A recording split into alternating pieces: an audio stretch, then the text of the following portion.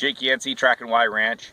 Hey, we're just out here at one of our properties. This has been a transitional property that we've been bringing back into some production. Landowners' goals are really heavy on wildlife preservation and habitat conservation type issues. This property is known for frog habitat, so we're trying to really enhance that.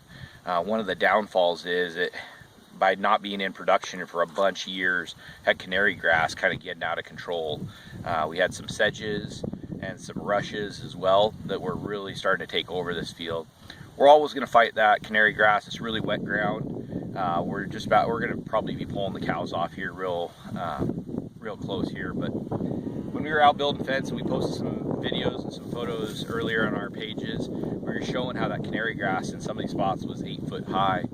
When we were building fence, we had to put posts in the ground that, with conduit, just showing us, with a flag on the top of it, just showing us what a straight line was. A couple things of note here is this is one of the conservation ponds that was dug here for habitat. So it's focusing on frog habitat. And one of the problems was the tall grass was not giving frogs their habitat that they need to lay eggs in. And so it was hindering to their development, so they manually have to come in. One of the nice things is the cows have taken care of that canary grass, and they've either knocked it down or ate most of it. As you can see, looking back across the field over here on the right, way in the corner there of this field is where we put those pipe age braces in. I shot some photos on that, but once again, none of this was open. We never could have stood where we are today and looked over here. One of the downfalls is obviously the cows are on this mature canary. We had to bring them out late in the season. It's the first time this field's been grazed in tons and tons of years. And like we said, there's basically no fences here to speak of, and so we had to fence it, bring cattle out, and we didn't really 100% know what the ground was going to look like. We're on kind of a little bit of a high spot right here at some of the tailings from the pond when they were pushing it out. But one thing that we're seeing, I see lots of posts talking about manure. The group of cows that we selected to come out here, they're all cows that don't have calves on their side right now. We have a couple heifers, and so they don't have a huge nutritional need. They're already carrying good weight going into being moved out here. When you look down here though at this manure though, you can see this is a great example of high fiber, low nutrition, and it's stacking pies.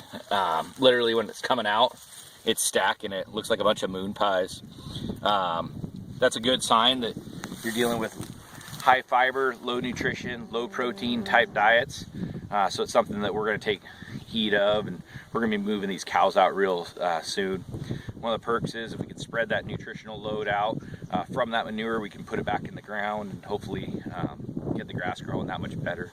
We're looking forward to next year as this field comes in, get some younger canary grass going in, and on the rushes and sedges, we're kind of seeing how the cattle are eating some of them and kind of keeping them at bay. So it'll be interesting. Ultimately, the other cool thing is, as we're walking through here, we're seeing the number of frogs that are running around. I'm not a frog guy. I can't tell you all about them, but what I know from my experience is where there's one animal, there's probably others, and so we're seeing tons of frogs. I'm hoping that those are the frogs that are being targeted with this project, and that we can continue to improve their habitat, grow some great grass, and ultimately grow some great grass-fed beef.